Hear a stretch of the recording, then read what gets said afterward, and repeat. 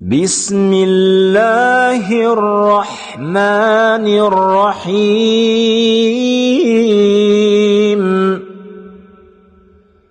قل هو الله أحد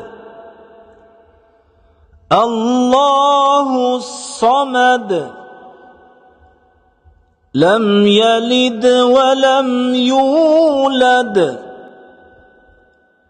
ولم يكن له كفوا أحد. Ixlos surasi Makkada nozil bo'lgan 4 oyatdan iborat. Mushriklar payg'ambar sollallohu alayhi va sallam huzurlariga kelib, bizga Robbingni sifatlab ber, nasabini bayon qilib ber deganlarida Alloh taoloning o'zi Ixlos surasini nozil qilib javob bergan. Bu suraning Ixlos deb nomlanganining sababi Allohning o'zigagina ibodat qilish, faqat o'zigagina yuzlanishga, ixlos qilishga undaganidir. Payg'ambarimiz Muhammad sallallohu alayhi va sallam o'z hadislaridan birida Ixlos surasi Qur'onning 3dan biriga to'g'ri keladi deganlar. Chunki Qur'oni Karimning asosiy maqsadi 3 ga bo'linadi.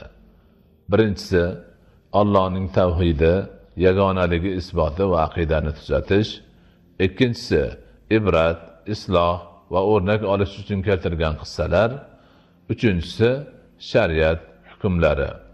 Ixlos surasi ushbu narsalarning birinchi qismini o'z ichiga olgan. Ba'zi ulamolarimiz Ixlos surasi haqida quyidagi umumiy mulohazalarni qilganlar. Ushbu sura-i karima 4 oyatdan iboratdir. U juda ham mo'jiz va juda ham mo'jiza bo'lib kelgandir. U Alloh taoloning jamoli va kamolini ochiqlab kelgandir. U Alloh taoloning barcha ojizlik va nuqson sifatlaridan poklab kelgandir. Uning birinchi oyati vahdaniyatni isbot qilib, ko'p adadlikni rad qilgandir. Ayt, u Alloh yagonadir. Uning ikkinchi oyati Allohning kamolini isbot qilib, ojizlik va nuqsonini rad qilgandir. Alloh somaddir. Uning uchinchi oyati Allohning azalligi va boqiyligini isbot qilib, zurriyoti va naslining borligini rad qilgandir. U tug'magan va tug'ilmagan.